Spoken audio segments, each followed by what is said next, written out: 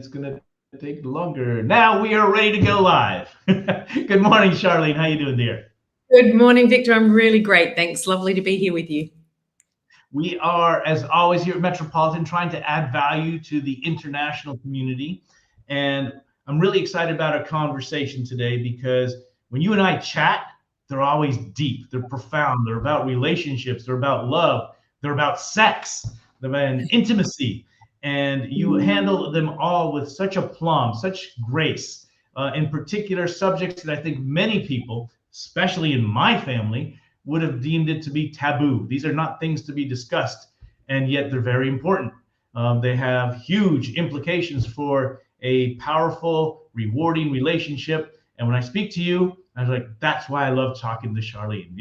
I walk away from our conversations feeling empowered, optimistic for the world. And anyway, I'm going to let you introduce who you are and what you do very quickly, if you can do that, and then we'll jump into some of the questions that I have for you. Great, thank you. Well, I'm not quite sure how to respond after that introduction. Thank you very much. That's beautiful. And I always love talking with you too, Victor, in addition to how much fun it is. There's always very often a dance move thrown in between our conversations, which I enjoy. So yeah, I'm an Australian and I live in Barcelona. I've been here for 14 and a half years. I'm actually Spanish now as well. I got my residency 2 years ago.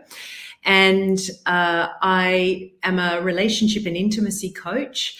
And I got into this probably really because I've always actually been fascinated in relationships. And as a young child, I would have people much older than me coming to me for relationship advice. It was a strange thing, never really quite figured out why. But then when I started having my own relationships, I remember one that I had that was, I met a guy in a bar, if you remember when those days used to happen. Yeah. And we had a really deep connection and we fell deeply in love and it was fun. It was really joyful and playful. And we once drove 16 hours to have dinner with friends in a different part of the States that I was living in at that time, and then had dinner and turned around and drove back. That was the kind of spontaneous life we had. But things kind of went wrong. We didn't handle things like adults. We didn't communicate things that should have been communicated. We said things that we shouldn't have said to each other. And even though I felt like, this was something that could go for a long time or forever, when I had the opportunity to take a job and leave, I took it because I realized that, there's more to a relationship than just love. And so that's kind of there's been a lot of journey since then. But my role as a relationship coach, or what I do, is I support couples to really make their relationships worthy of the love that they feel for each other. That's fantastic. What a great summary. Let's jump right into it because you're actually leading into my question that I have for you. And that has to do with, say, what are some of the challenges, some of the frustrations that couples have to deal with and they encounter, and then they turn to an expert like you? What are the most common challenges? It's really beautiful. I love this question, actually, Victor, for several reasons. Well, a couple of reasons. One is that there are so many commonalities in what people struggle with, and couples often are afraid to reach out or don't reach out for help because they think they're alone in their challenge. They think that, that it's very, relationships and intimate relationships feel very, very personal.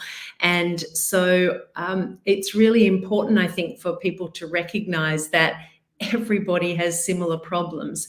How they show up for an individual couple is very different, and how they resolve it is going to be very different because all people are not the same.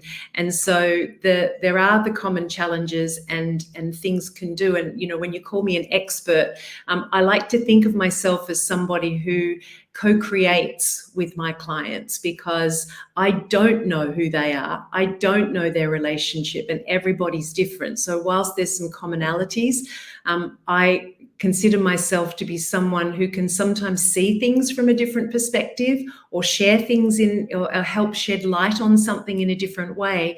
And then the couple, I'm not an expert on them or who they are. We develop that together. So a lot of the common challenges, particularly living in Barcelona, is that there's a lot of interracial marriages, intercultural relationships. And so there's often the challenges of family issues. But having said that, addressing those things is no different from a couple in a way that come from the same culture, because when we all have different cultures inside our families. We all have different cultures inside, I even look at my siblings, and we all live very different lives, even though we came from the same family and had the same ways of doing things. I look at my sisters and my brother, and we have completely different ways that we live our lives now, with a different culture inside each of our relationships. So there's all of those factors there. The big one is communication.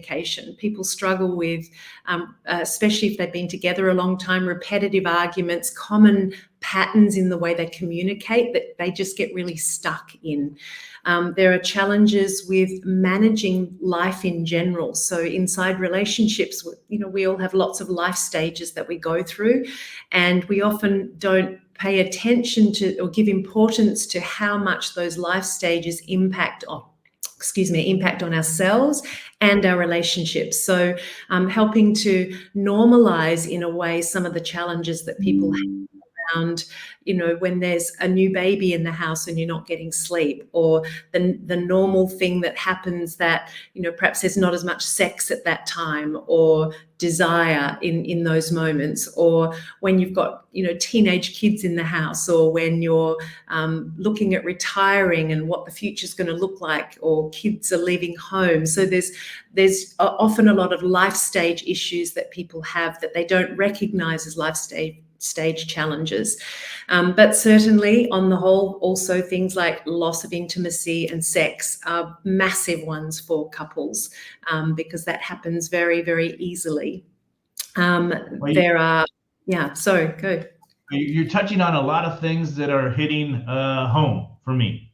I've always thought I was, even though lifelong Republican, social Democrat, and now full-time Democrat, anything against Trump. But the way you succinctly put, there's a lot of life stages, and I don't think I ever truly appreciated that. I think it was on the back of my mind, but as I have to confess, I'm going through what I would deem to be a really beautiful era with my wife.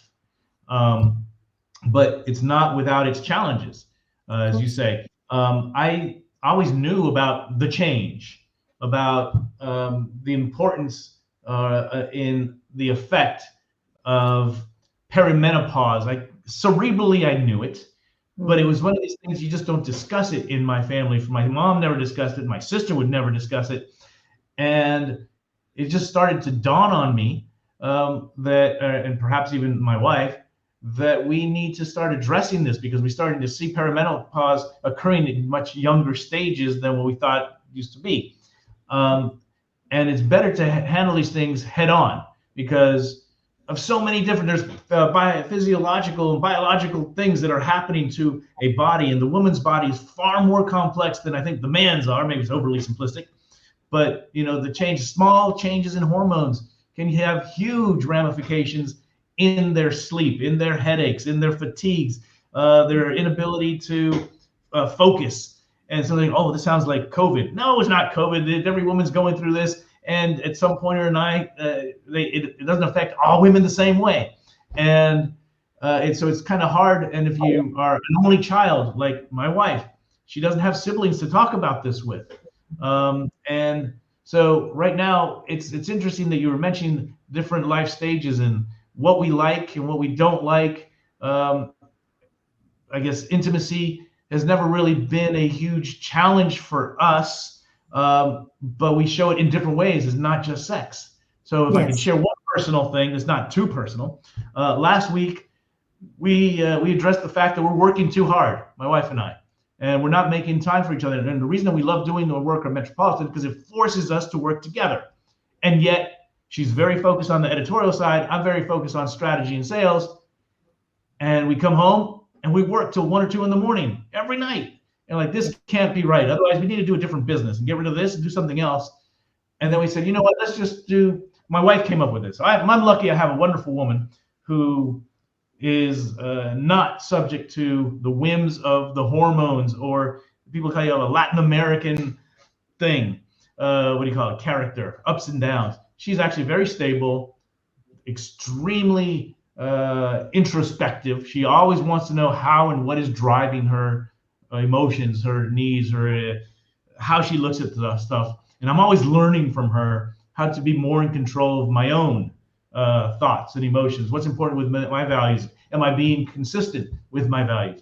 And when we decided, actually, she suggested and completely agree that we should start thinking of things. For example, take tonight is the day. We decided one day is just for us, no phones, no TV, and we just decide allocate 2 or 3 hours to each other, and we have to come up with 2 things that we're going to do that do not involve sex.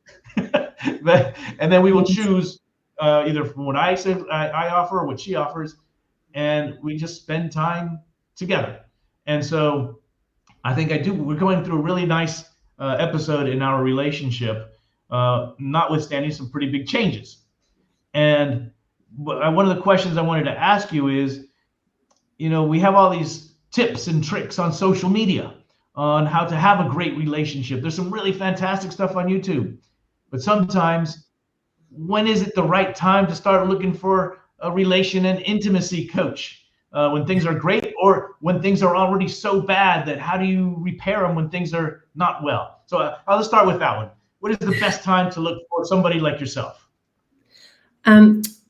First of all, thanks for sharing that stuff, because I think it's really important. I find conversations out there about relationships seem to be either about how awful everything is, and let's just talk about how awful everything is and how awful my partner is, or how awful I am, or where we don't want to talk about it at all.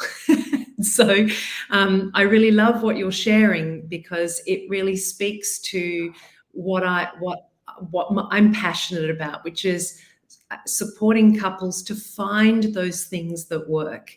What are the solutions, rather than how do I either change the other person or have someone listen to me slag off my partner, and get agreement that I'm right about them because I've done everything I can, which I understand why people get to that, but it's not the most helpful. It's not the most helpful strategy for your relationship. I think, one of the other jobs that I have, Victor, is I am a celebrant at weddings. And I always give the couples that I marry a gift certificate for a coaching session with me, because and I remember having this conversation with a friend of mine who's also a wedding celebrant, and I'd asked her before I became one, would you be willing to perhaps give a voucher to them for coaching? I was trying to find a way to sort of expand my network of people looking for support, and she was horrified. She said, "Why would I do that? Why would I suggest that they might need help?" And I think that kind of, for me, summed up the attitude we have to getting support for an intimate relationship. And in fact, I find people are much more happy to tell you about the therapy they went to and all the struggles they have emotionally than they are to look at their relationship, which I find super, super fascinating, really. So really, the answer to your question comes from how you see what getting support means. I liken it to trying to take swimming lessons when you're in the middle of drowning is probably not the best choice. So, and I also think that we come from a bit of a background, and I know therapy is not always about this now, but it certainly has come from a thing of you wait till there's something wrong with you and then you get help for it. And I came from a background in occupational therapy, in music education for children in my past, and it's about prevention. It's about educating ourselves before we need to have something. And when you go for relationship support, when your relationship is already so stuck and you're feeling you've got one foot out the door, it's just so, it doesn't mean you can't sort out your relationship if you're really committed to that, but it is so much harder, and it's so much more joyful to do it as a journey together, because, you know, we were talking about those life stages, and I think the other piece to that is none of us stay the same. And to imagine that you go into dealing with menopausal symptoms when you don't have a strong way of communicating with each other, or because you've changed what you enjoy or what you don't enjoy, or you've got a new belief that, like, now you're a vegan when you used to eat meat. You know, there's so many changes that happen for us.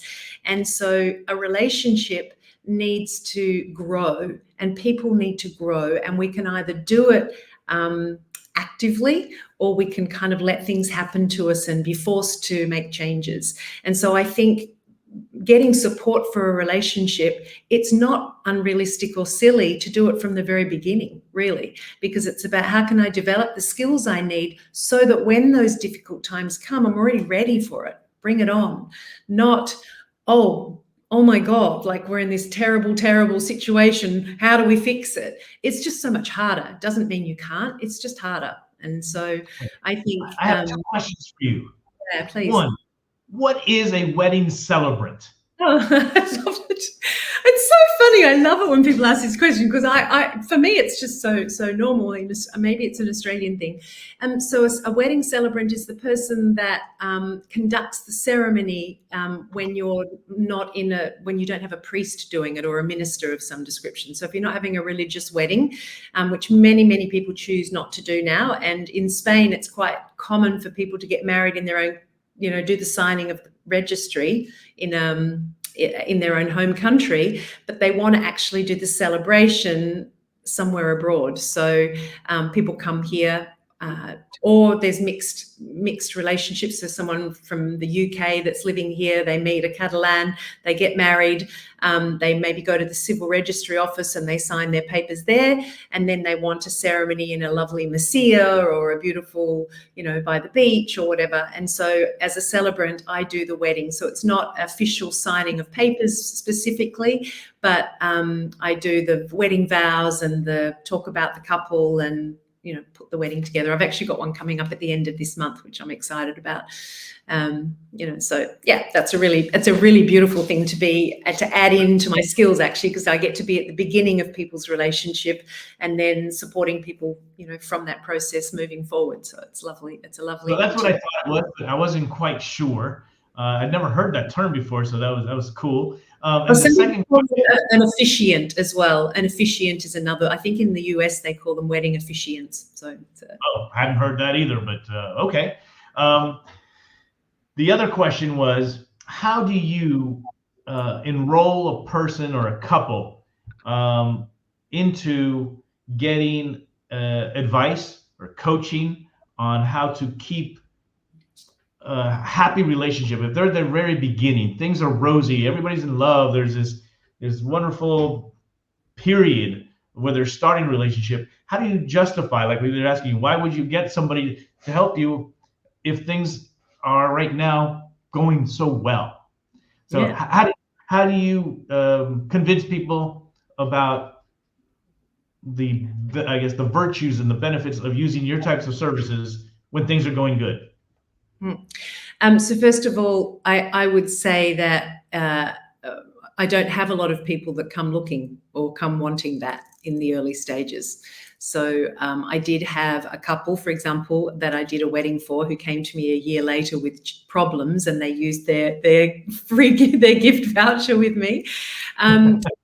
So I mean, I never do any convincing of anybody of anything.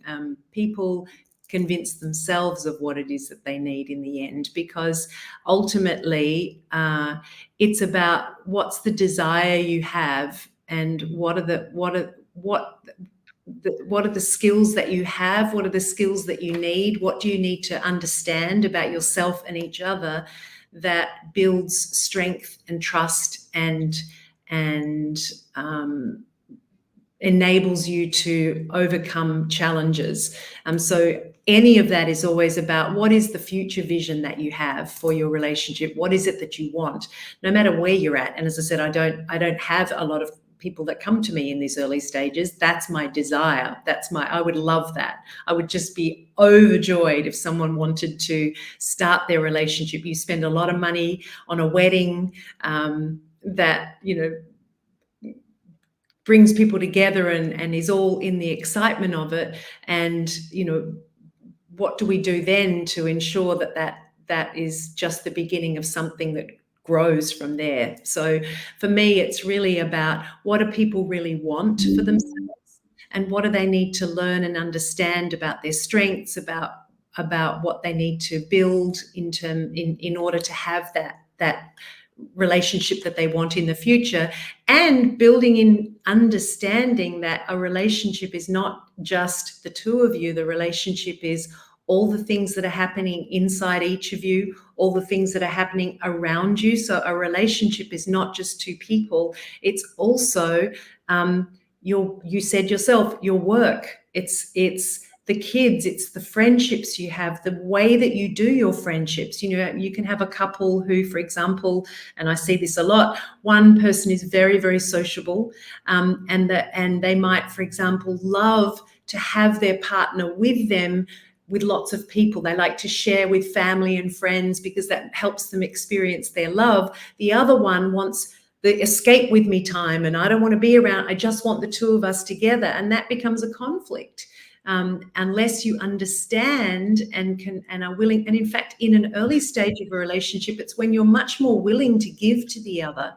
So it's a really beautiful time to be able to start looking at, okay, what are our differences? Because in the beginning, our differences are, well, oh, we love, we're so different. It's what brings the chispe, the spark to a relationship. In fact, the differences, and it's the differences that become the problem later on, because you haven't understood and been open to how do we work with those differences into the future. So it's really less about convincing, but more about having people get, where are we now, where do we want to go, and what's that path going to look like as we navigate changes and challenges as we go through.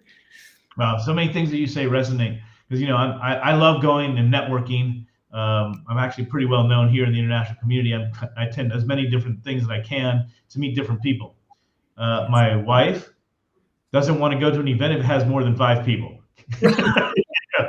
And she used to be kind of, we used to run the American Society. I guess we still do. But if she could, she would unknow people. She says, I already know too many people. I want to unknow them. How can I do that? If you had an app for that, I would buy that app. That'll explain why she didn't respond to my last message. Well, that's more, she's just overwhelmed with work. I'm kidding. She's actually a huge fan of yours, particularly when we did the Working Women Week stuff, and you were willing to talk about this. I mean, it's a big cause for her, having frank discussions about perimenopause and menopause and hormone replacement therapy, and the frustrations that she gets from people who write to us to tell us that the Spanish social security system or healthcare system does not treat that one very well. It's I think chemistry-wise very simple. It's very similar to taking a contraceptive. It's just kind of a different mix-up of hormones between progesterone, estrogen, and testosterone in a form of a pill. And yet they say the attitude for many doctors, females and males, that she has found here in Spain is, you're a woman. This is part of being a woman. Just deal with it. Yes, and it drives us insane to hear that. And you took that subject head on, and so ever since that, she loves you. So, and I got to be honest. I love your wife's raw authenticity and directness. She's just so honest, and I love it. She just she's not there's no drama with Tara. You know what she's very firm, but not rude. And she is I'll get back. You said a number of things that resonated with us between the life stages, and one couple is very outwardly going. That's me, and she wants to not necessarily to stay home, but she has a circle of friends that are very authentic, and she truly values them, and she invests a lot of her time, money, emotional, uh, I guess, investments to preserving and nurturing those relationships, and properly calls other relationships acquaintances. Yes. And the other ones she really nurtures and takes care of. And it can be challenging, as you said. Some of the stuff that makes it very interesting at the beginning of a relationship becomes hard to manage later on. And it's I always wondered how you do that as a coach. Because there's always I guess compromises that people say need to be made, but I don't think that might not be the right attitude towards it. It's truly understanding. If you truly love somebody, you make a commitment. And if I needed to change my stuff, I will change for Tara. And it frustrates me to see some of my friends not be as committed to that relationship as when they say that they really love that person. And I don't understand why they don't. And I say that, I've always also been surprised by so many friends who, mostly male friends, who's told me that they got hit by surprise by their wife who wanted a divorce. And I said, you know what? I don't ever want that to happen to me. I'm going to make sure my communication is fantastic, blah, blah, blah. And I was doing that. And guess what happened to me, Sharlene? I got notified that my ex-wife was really unhappy, and she was depressed, and she wanted a separation and divorce. I had no idea where the hell that came from. And so, it was by that time we did try to go to some therapy, and it was, for me, I didn't really have an issue. I didn't have a problem. She wanted to be out. She had some other personal stuff that she needed to deal with. But by then, I think the frustrations are so bad. They still are not good. But what I don't want is drama in my life. And the ability to allow others to dictate how you feel about people who you love is shocking to me, but it happens all the time. So anyhow, this is really about you, not my experiences. What do you think are your experiences are good? It's great, Victor, because at the end of the day, this stuff has got to get talked about. I think it's important to talk about these things and to look at, there's either, I find a couple of things happen. Sometimes I notice that there is a looking for, that's like me.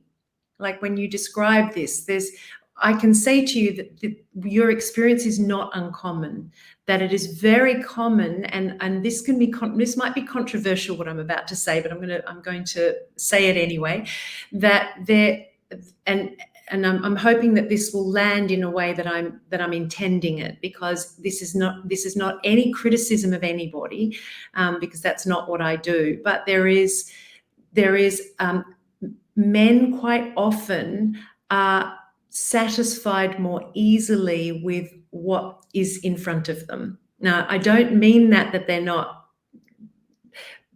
don't have desires for things, but often you'll be taught. There's a lot of men that I speak to, and they're like, it's fine, everything's fine, and their wife leaves them all of a sudden, and they're left shell-shocked, and it happens because there's a multitude of reasons for why that happens. So I'm not going to pretend to say this is a simple solution. And this is the part about coaching that I love, because it's an investigation with any couple. This is about what's happening here. There's no one-trick pony here. This is both couples need to grow in this. And sometimes it is that a woman is not being clear about what her wants and needs are.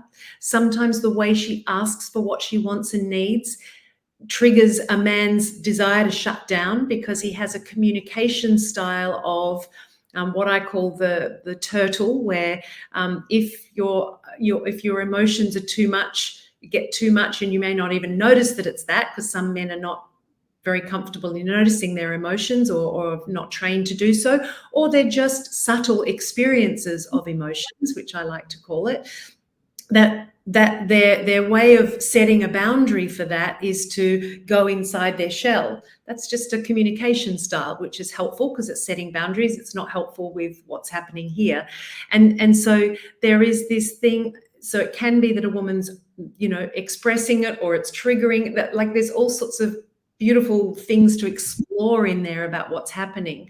And women very often then get to that perimenopausal stage, which is a whole hormonal shift and lots of different things going on, and often an exploration of, what do I want in my life now? It's kind of part of the journey of becoming a mature, wise woman.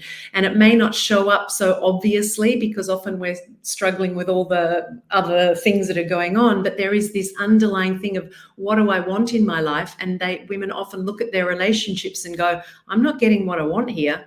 I'm gone. And that's why it's so important to be preparing for these times, so that you can have a way of talking about these things and communicating, so that it doesn't get to that point. But it is very, very common that, and it's not saying that a man's not doing everything that he thinks that he can do for a relationship, but you can be doing things that are not what's needed, and that's the exploration part. That's really interesting. One of the reasons in my personal experience, and why I was more and more convinced I wanted to be with Tara, is that when I went through my divorce, funny enough, she was going through hers.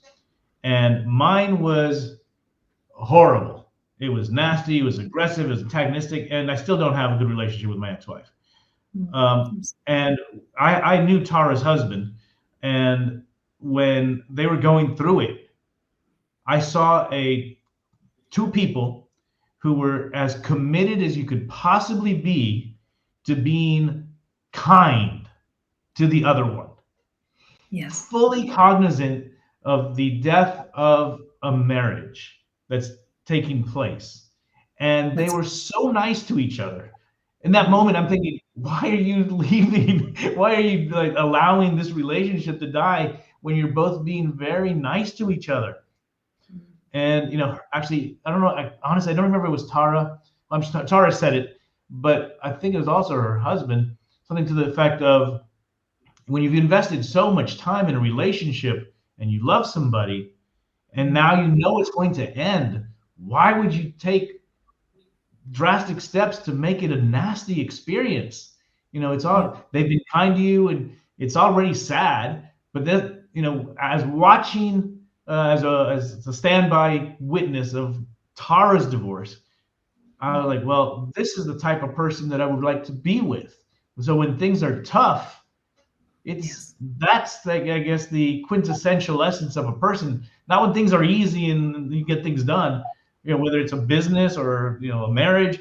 It's how do they react in times of crisis and in times of stress.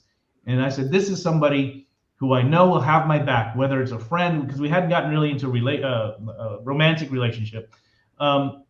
This is somebody who I can trust to be with me and has my back whenever I need it. And so when you're talking about these things, I was turning to the internet to see, what can I do to improve my wedding, make it not so acrimonious with my ex-wife. And man, there's a lot of bad information out there on the internet, or easy advice, sound bites. Can you talk about some of the challenges and pitfalls of taking advice from social media, or just in general, people who are you listen to your friends? Man, our friends had horrible advice. So can you talk about that? Yeah, I have my own personal struggles with social media around this, because there's the call for what people want to read and what people want to see and what they want to hear, and then there is, for me, how do you apply those things? So because of the fact that there are tips and tricks, there are things like the basics of a relationship. You said it yourself, spending time together. You have no idea how many couples I speak to who say, oh no, we don't have any time for each other at all. But we really have problems with our intimacy and communication. Yeah, of course you do, because you've got to spend time together if you want to build communication and trust and connection. So there are, some things that you can do. I think we're kind of in an age of just give me the thing. Just give me the thing, and then it'll be fine. And the instant gratification. Yeah. And it happens in the same with labeling. It's become a night. I'm horrified. We've now got the therapeutic diagnoses are out there, so people label each other and their partners. I knew a couple where the wife said with incredible nasty tone to her husband, with whom they have small children, you're autistic, and was like, wow, that's, you're a narcissist, and you're a this and you're a that, as if the labels are going to be helpful in some way to do that. And I think we need to be really careful about protecting ourselves and our relationships from some of this stuff. And that, if you want something to change in your relationship, growth is necessary. Growth is necessary, not just, and certainly there are some beautiful little things like you shared with me just before we got on about, the little things that you do for your wife, and they're thoughtful little things that you do that she really loves, and the things that she doesn't appreciate, like cut flowers because she'd prefer a plant, not cutting, a plant to death. Those things are really important, and it's those little nuances that can be incredibly powerful. And when you try to resolve your relationship by taking a tip that's thrown out there without, it's like, it's just, I think it can be quite damaging, because also you need to understand, how does that tip actually work for us? That's a process of understanding and growth. Like, that tip is really good, but it might not work for that person. Or it might be that I have to understand that in a different way. And so this, knowledge is not power. I've said that for a long time. I know that's the idea out there, is if you don't have knowledge, there's no power. And there's a certain amount of truth to that. But knowledge alone doesn't change anything. It's the actions that you take and how you incorporate that into your relationship. And this labeling out on social media, everyone calling everyone a narcissist. I've worked with couples where somebody has appeared to have narcissistic tendencies, but it doesn't mean they're a narcissist. And when you start to understand, and that's also not to say that it's important to recognize if you're being gaslighted and that there's narcissism and those things. It's super essential to know, when do I try to fix this relationship and when do I walk away? Of course, that's important. I'm certainly not downplaying that. But there's also a piece of, what do I need to understand about this person and myself and our interaction with each other, that might be because we all behave badly when we're triggered. We all just do. And so it's learning to understand some of those things. So I think the social media tips and tricks, they're useful, but it's also important to understand that you have to make them relevant to you and you have to take action with it. And if you're using something to bash your partner over the head with, or to bash yourself over the head with, it's not helpful, and it's not going to bring you the love and the connection and the things that you really desire out of your relationship. Yeah, it's funny. When you have authentic conversations with some of my friends, and they acknowledge to me, but not necessarily to their partner, whether it's a man or a woman, of self-sabotaging behavior, and at the same time, it was cruel to the person that in theory they love. But they're not willing to be open with it, because I don't know why. I see it happen more than I would like. And so when you're talking to people, how is your coaching of relationship intimacy differ from therapy? There's a lot of crossovers, really. The difference is, of course, there's a lot of coaches and relationship and intimacy coaches that are also therapists. I'm not a trained therapist. I have studied some therapy. The particular type of coaching I did comes from therapeutic ideas and concepts. I think the biggest thing, certainly from my perspective, and I know there's a lot of therapists out there that might disagree with my differentiation here, and I'm certainly open to that. Is, as a coach, my interest, for example, is in what's happening now, and what do you want for the future, and looking at how to build the strength, look for the strengths that are in other parts of your life that you can bring in to your relationship, and start to build and build up that relationship and elevate it, and find the things that can serve you to creating that future that you want. There's a lot of therapists that do that as well. Therapy, on the other hand, has a much deeper understanding of diagnoses, for example. I don't work with diagnoses. What I do is I try to understand the behavior that is getting in the way and what needs to happen. And then if there's a lot of pain and hurt from the past, things that people need to process that is stopping them from moving forward, then therapy is much more useful. And I've had couples that I've worked with who I recognize they weren't ready for coaching. They weren't ready. They wanted to do something, but coaching requires this co-creation process and a willingness to at least move forward. And they were really stuck. And so I recommended that they get therapy help for that piece. And so a therapist is very good with going back to the past and helping heal the trauma, things like that. And I often have also couples that work with me that are also in therapy. So they're dealing with that deeper work. And then what we're doing is, what have you got now? What are the strengths? What do you want? What do you want to create and move forward from? And so it's often a really good thing hand in hand if there's a lot of trauma. But I tend to use the past stuff a lot more for what worked in the past in your relationship, rather than rehashing I'm not suggesting the therapist rehashes, by the way, but often that's people come to me wanting to rehash the past. And if it's because they're stuck there, then there might be therapy work to be done. But often it's more about what was working that you can bring into the now. Because even if you have an emotional experience now, if I get triggered by something from my past, the emotional trigger is still in this present moment. And so there is, what do I do with this now? And how can I heal this to move forward? And yeah, so that I'm hoping has created some clarity around that. But okay, well, I have another question. So a little bit longer or complex, but what are the most surprising things that you find couples discover about each other when they're going through your coaching process? And what didn't they know about in their relationship?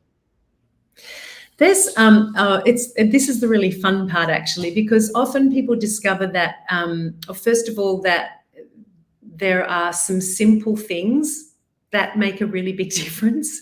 That, like, finding out what your partner likes or doesn't like is a game changer for some people. There's also the discovery of the small details that make a big difference, is something that people discover. I would also say that they discover a new way of understanding the behavior of themselves or someone else. This goes back to what I was talking about with the labeling, that often we go, well, they're just like that. And when you bring a bit of curiosity and shine a different light on it, like, for example, when I said to you about the turtle communicator. So often a turtle communicator is someone who just disappears. Like, they'll be in the middle of an argument and they walk out. That happens for a lot of couples. Or they shut down and start scrolling on social media, or they just, stop listening. And it can be men or women that do that. This is not one person or the other. Just giving it a label of going, this is actually a style of communication, and these are the strengths of that communication style, and these are the things that can get in the way, and asking people how do you relate to that? And then there's the other communication styles I talk about the ram and the grasshopper and the dog, and there's the positive aspects of that. And when you allow people to shine a light on that from a different perspective, it just shifts everything. It's like suddenly it's like, oh yeah, oh, I can see how that happens. Oh yeah, oh, is that what that's about? And so then that gives it, just shifting the relationship sometimes to something that's also just even a bit more playful, or giving a name to something that helps them to start to see how they can do things differently. And that's really that's the fun stuff for me. I really enjoy that. You got directly into the labels and I had a question about that, but I think you just addressed it.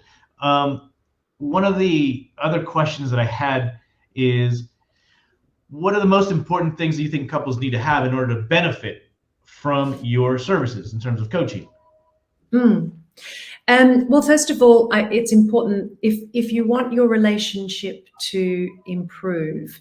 The first thing is that you need to commit to wanting to make it work. So some people come with like, I think I want to leave, I'm not sure. That happens a lot. And if they come into the coaching space, my request is that they go all in, that they absolutely give it all they've got and commit to the relationship for the period of time that we're working together. Not one foot in, one foot out, but coming with that desire to make it happen. If at the end it doesn't, there's also, you talked about Tara's way of leaving. I've also had my own experience of that, of being able to leave in a loving way. That's also possible. But you won't know if the coaching is going to work unless you go all in. So that's the first thing.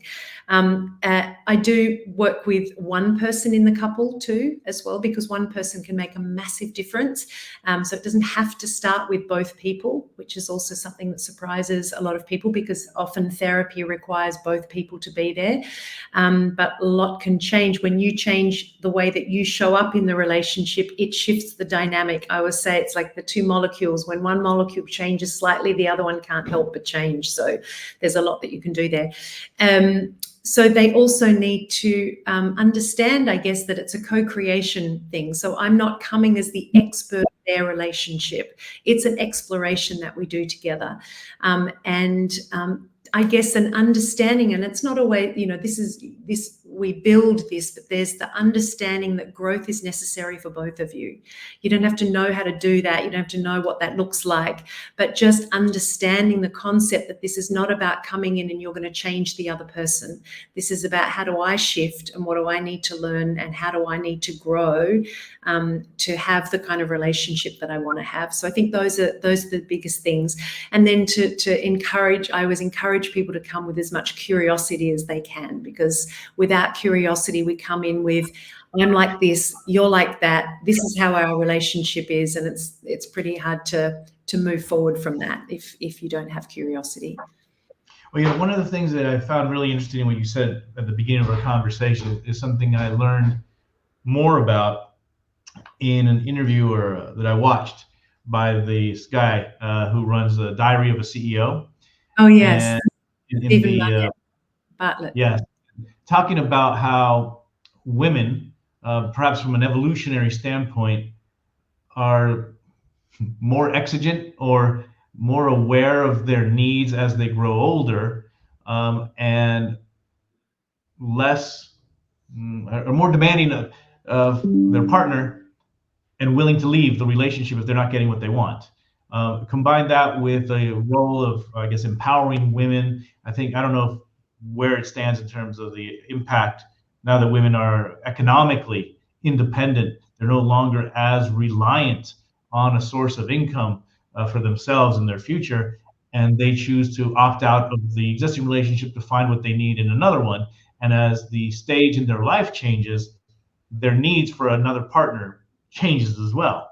And so I love that you were talking about that, because that was actually a pretty strong impact. I wouldn't say I'm concerned, but Tara's quite exigent as a person on herself and on the people who she loves, because she puts a lot into it, but she demands a lot as well. Demands not monetarily, it's investment of time, and things are changing. For example, she loves to hike, and I like doing things that make her happy, but I don't know that I want to do an 8-hour hike every week, which she loves to do. One of the things I really enjoy about Metropolitan is I love the work.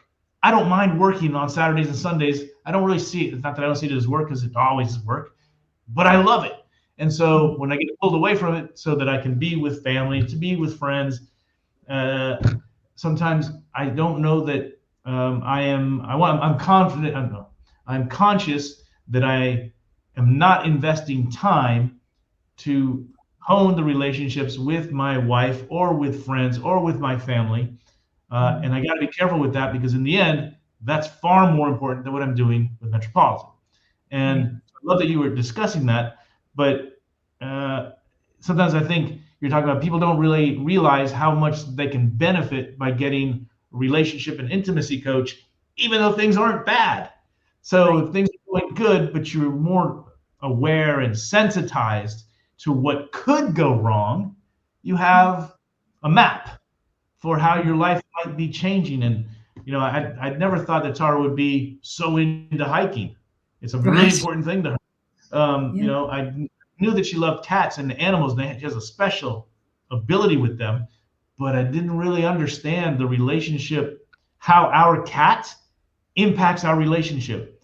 Whether it has, somebody has to be there to take care of her cat, because a cat is so important to her. And if I wasn't sensitized to the importance of taking care of her cat, I totally believe it would impact my relationship with Tara. For sure. Yeah, absolutely. Yeah, I think that's beautiful. And it's what you're speaking to, and I love what you said about this, women being more aware of their needs. It was the other piece of what I started talking about in the beginning with, men being often quite comfortable with what they've got. They're more satisfied in a way, whereas a woman will be much less easily satisfied, and that's why that separation often happens with a man left going, what the heck happened? I think any relationship, and particularly intimate ones, are important to pay attention to, and the things that you're describing, like none of those things, there's no solution. If anyone says they've got an answer to everybody's relationship issues, I'd be a little bit suspicious, because it is an individual thing that you need to discover and continually discover together, to be able to continually put aside time to learn about each other and grow together. That it's not just a foregone conclusion that that you know each other so well. I don't know myself. I'm always discovering something new about myself. I'm not the same person that I was when I was 25 or 35 or even 45, without giving away too much about my age. Things have changed, and I think we know that about ourselves in some way, but we don't give credence to that, for our partners, for our relationships. And a relationship is a living organism, and it requires that attention, as you said, that you wouldn't be able to do the work that you do if you didn't have the safety and security of or you wouldn't be able to do it in the same way if you didn't have the safety and security of the loving relationship that you have, and our friendships. And that's why I said before, a relationship is more than just the two of two people, and it's a much wider thing. It's all about everything that impacts us, in the cat, our work, what we think, what we believe, who our friends are, the way we interact with our friends. We're very rich as human beings, and so are our relationships. And it is an ongoing process. It's not something that you just do once. And I have had the enormous privilege of knowing some couples who have extraordinary relationships, and they've been married for 45 years or 35 years. And the reason that they have that is because they stay curious, because they prioritize their relationship. They make time for each other. They're curious about each other. They make sure their sex life is healthy. And those things are standard. They're the standard thing. But how you do that together, that's the growth journey. And that's the beauty of a relationship. And, also what that brings up for me, too, Victor, is this idea, because often women will leave a relationship, or men too, and say, I'm done with those, especially if you've had a lot of difficult ones or painful ones. There's this idea that I need to go and sort myself out. And I really believe that relationships we can't learn relationship skills by ourselves. So you can go and grow in lots of different ways as a human being, but when you get back into relationships, it's going to trigger all those parts of us that it did before, maybe in a different way because you've grown. but we can only truly improve our relationships by being in relationships. And that doesn't say that if you choose not to be in one that there's something wrong with you. No, we all have our life to live, and we all have a way that we need to experience our life, and we make decisions around that. And I still truly believe that the only way to truly become good at relationships is to be in them. You can't do it outside of one by itself. You know, Tara and I had a really powerful conversation last week, and that I've said a few things to her, and I didn't realize the impact that what I told her had on her. And it had to do with the fact that she didn't feel comfortable saying no to me on a number of things. It was going out and doing things. I told her that she's shooting down my ideas of things that we can do. And those are trigger words for her, because I guess I didn't, what do you call it? The connotation of the words that I'm using, I didn't ascribe to them that she's really shooting me down, and I'm disappointed in the fact. For example, Tara likes to plan. She's a big planner. I'm more spur of the moment. I am fully aware that if I don't let Tara know a week or more in advance of something that might come up, that she's probably going to say no, even if she wants to do it because she has planned her work or her time of intimacy or time with her cat, and she is a careful manager of her time. And so it's not that she doesn't want to do it, and it certainly isn't because she wants to shoot me down. It is because she needs to plan her work. And I didn't realize that using certain labels, you were talking earlier, trigger words, impact relationship. And it was really hard, but she said she wanted to have that conversation with me because it could impact our relationship, and I'm not aware of it. So it's kind of to go to what you were talking about just now. But I also would like to, if you don't mind, can we talk about sex? Baby. You mentioned it a couple times, and we've been dancing around it. How does it show up in your coaching with couples? One person may have a higher sex drive than the other. I don't know if there's a frequency that maybe, from my mind, very toxic masculine that I might be, is that men want more sex than women. As they get older, perhaps the sex drive in women seems to diminish. But I know couples that that's not the case. So it's the other way around. Men are more, okay, let's have time and cuddle on the couch, and the sex is not so important. And the woman feels that she has needs and they're not being met. How does this manifest in your experience? Well, I think what you've just described is exactly perfect, because there isn't a one size fits all in this, and the whole conversations around sex. So I'm always told that people don't talk about sex easily, and I don't find it very difficult to have people admit their intimacy and sex issues very quickly with me generally. I think there's how do I want to talk about this? I think the most important thing is to understand that every human being is different and every couple is different. So what is, I heard someone say the other day that there is there a standard? There was someone who was a sex therapist or something. I was listening to an interview, and she said, some people think that it's normal to have sex, like, whatever it was, twice a week, whatever, I don't remember the number now. And she said, but you have to understand that for some people that's too much. So it's a discovery. That's why I keep saying this whole thing about relationship. It's about a growth and a discovery, and that there is no one thing. I know women who have a much higher sex drive than their partner, men who have a higher sex drive, one who doesn't want any sex at all. It's everything. And so there is this, it's the same as any other part of your relationship in a way, is how do we discover and what do we need to talk about? Because mostly conversations about sex are not had. There's a lot of limitations in what sex really is.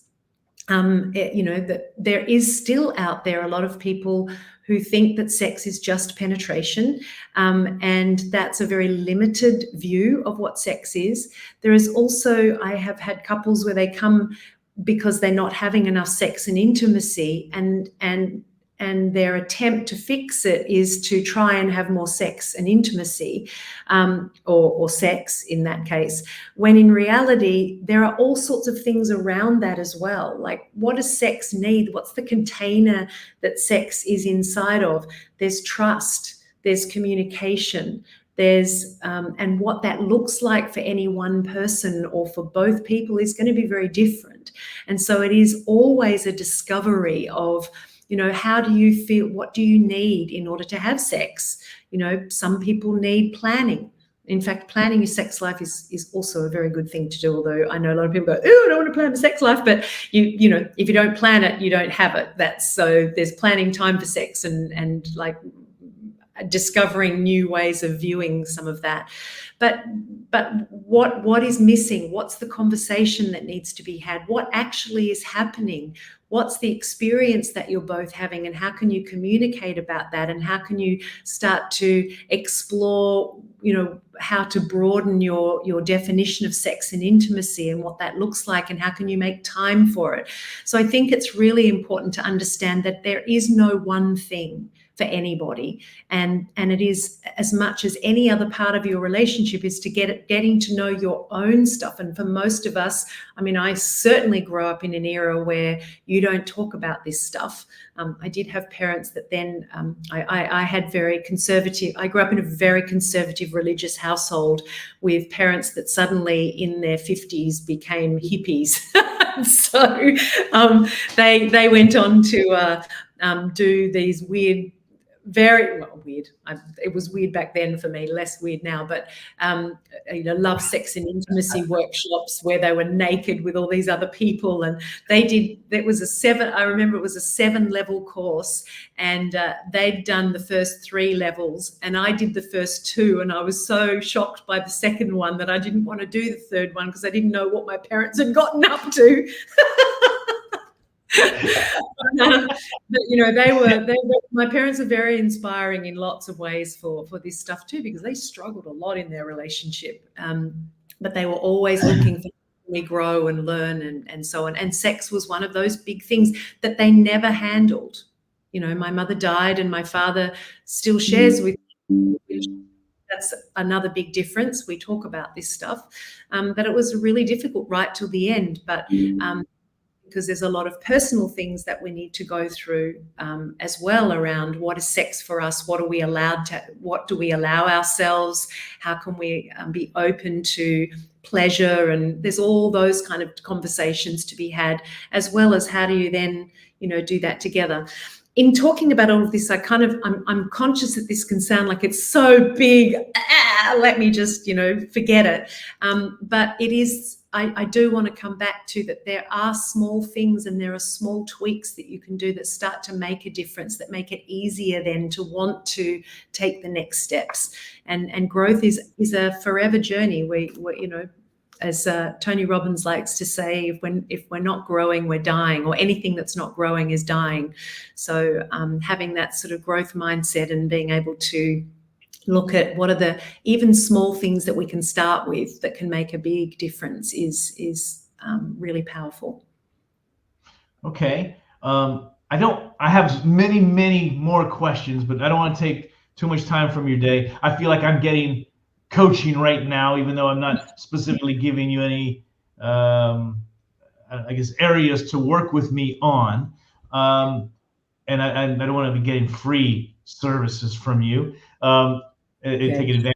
I also want to say, Victor, what you've been sharing has been really, really powerful and very helpful. And if people really listen to the things that you're saying, not from a place of I need to do exactly what he's doing, but the idea of what you're sharing, and then how can I map that into my life? What do I need to know about my partner that I could help them feel more loved, or help them feel safer, or help them feel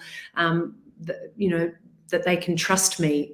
Those things are, I think what you've shared, I really appreciate and value, because it's not easy to talk about that stuff, especially, but what you've shared has been really, really valuable, and I really appreciate and honor you for doing that. Well, it's helpful to have a partner who is so introspective. So she invests the time to understand how she engages the world, what's important to her. And then she shares them with me, and it makes me think, oh my gosh, I haven't taken the time to do that. And it manifests itself in many ways. What I eat and how I eat and why I eat it. What we like to do in bed. What I used to like to do when I was 18 is not the same as I do now. And it's, if you can't have those conversations with a person who you feel you're committed to having a life with, then you have some personal things that you need to be doing for yourself in order to fully engage with a partner. And it's not always easy to find somebody. You're an expert at getting people's confidence so that they can speak to you about these very important things that are considered taboo.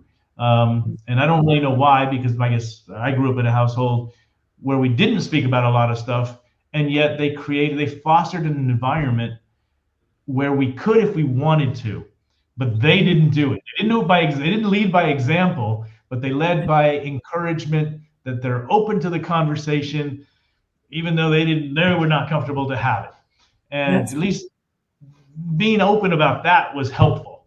The idea of talking about sex with my mom, that impossible. Not because I want to do it, it's just that's just not. I mean, she has very strong gender identity and roles that I just didn't understand. But it's what you said. We're all evolving. We get to know ourselves. The empowerment of women has a role in our relationships. The children, our health, and sometimes we're not aware of some of the biological changes that are occurring in our bodies that have an impact in our sex drive or our wanting to do something different.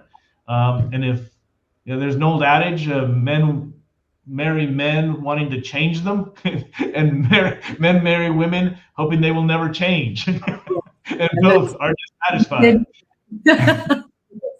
I think it's a Japanese saying. I probably butchered it, but anyhow, I just wanted to say thank you so much, because it's very valuable what you've shared. I've always loved our conversations because they're always authentic and real.